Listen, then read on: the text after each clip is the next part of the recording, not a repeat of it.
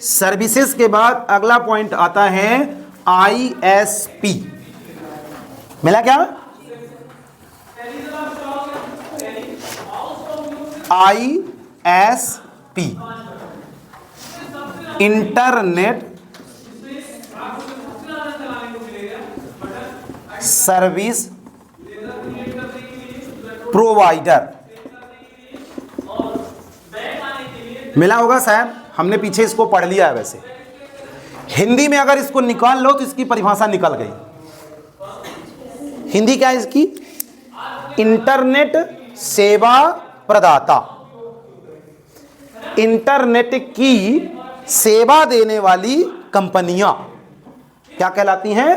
ISP कहलाती हैं। आपको या हमें या इस पूरे देश के या विश्व के लोगों को जो इंटरनेट की सेवा प्रदान कर रही हैं कंपनियां, ऐसी कंपनियों को सर क्या कहा जाता है? ISP।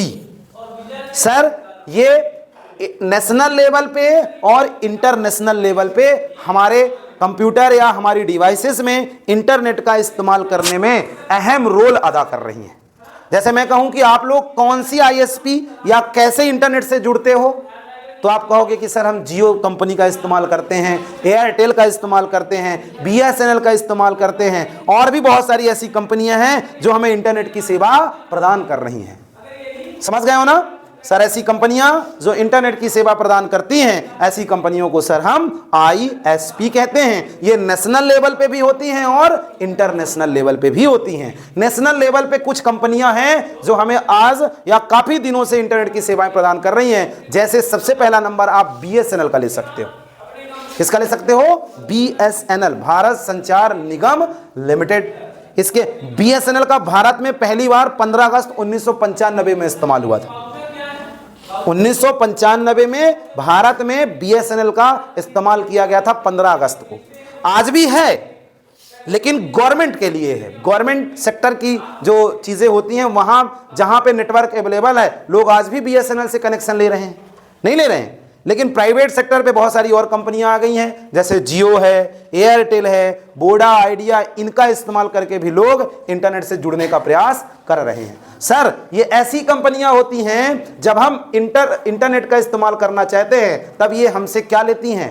पैसे लेती हैं, किराया लेती हैं। बिना इंटरनेट बिना पैसे के ये हमको सर्विसेज नहीं देती हैं। सर ये जो किराया है या पैसा है, दो प्रकार से लेती हैं।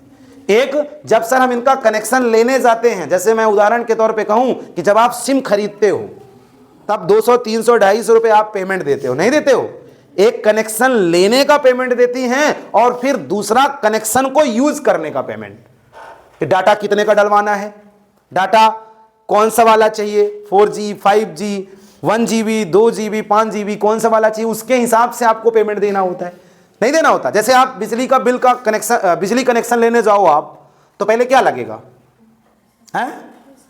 जब कनेक्शन लेने जाओगे तो 2500, 3000 पैसा लगेगा। वो भी घरेलू कनेक्शन है कि मोटर वाला है कि बिजनेस वाला, अलग अलग तरीके से सब है।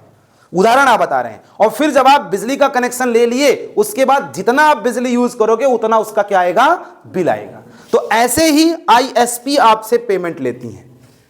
जब कनेक्शन देती हैं तब वो लेती हैं, और जब आप उसका इस्तेमाल करते हो तब वो आपसे या तो पैक में मंथली के हिसाब से, क्वार्टरली के हिसाब से, जैसा भी आप पैक लेते हो उस हिसाब से लेती हैं। और कुछ जगह पे तो बिलिंग वाला सिस्टम आज भी है।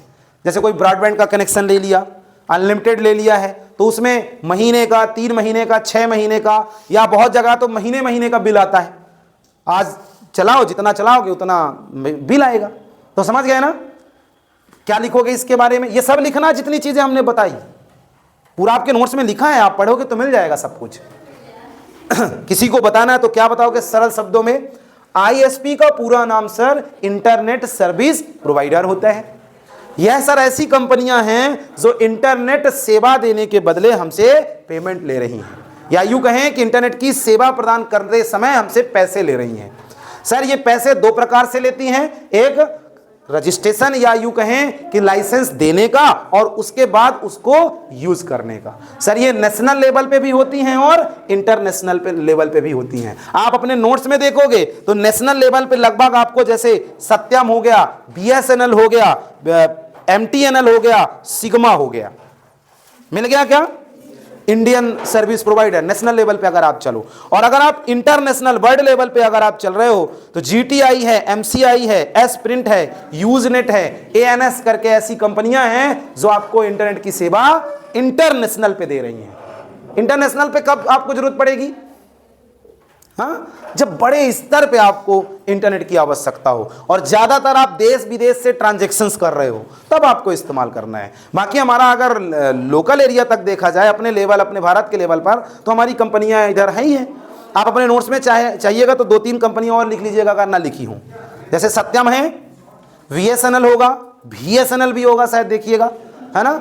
और उसके अलावा कौन सा है? MTNL, sigma. वहीं पे आप चाहो तो लिख लेना वोडा, आइडिया, एयरटेल, जियो। ये भी कंपनियां हैं जो आपको इंटरनेट की सेवा प्रदान कर रही हैं। बता लोगे? हाँ, कोई डाउट किसी को? शॉर्टकट में अगर किसी को बताना तो एक बार मैं फिर बता दूं, ISP का पूरा नाम सर इंटरनेट सर्विस प्रोवाइडर होता है।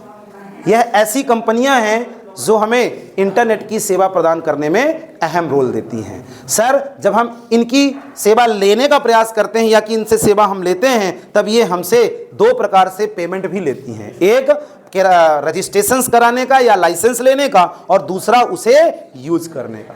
सर, ये नेशनल लेवल पे भी हैं और इंटरनेशनल लेवल पे भी हैं। सर, अगर हम नेशनल लेवल की बात करें तो BSNL हो गया, सत्यम हो गया, वोडाफोन, आइडिया ऐसी कंपनियां हैं जिनका हम अपने भारत लेवल पे इंटरनेट का इस्तेमाल करने के लिए कनेक्शन ले सकते हैं। और सर, इंटरनेशनल लेवल की अगर हम बात करें तो सर बहुत सारी ऐसी कंपनियां हैं जैसे GTI, MCI, S-Print या यूजनेट जैसी। इनका इस्तेमाल तब किया जाता है जब हमें बड़े मात्रा में इंटरनेट का एक्सेस यूज करना हो या देश विदेश तक हमें अपने जानकारियों का आदान प्रदान करना हो, तब हमें बड़े लेवल के ISP जैसे कनेक्शन की आवश्यकता पड़ सकती है।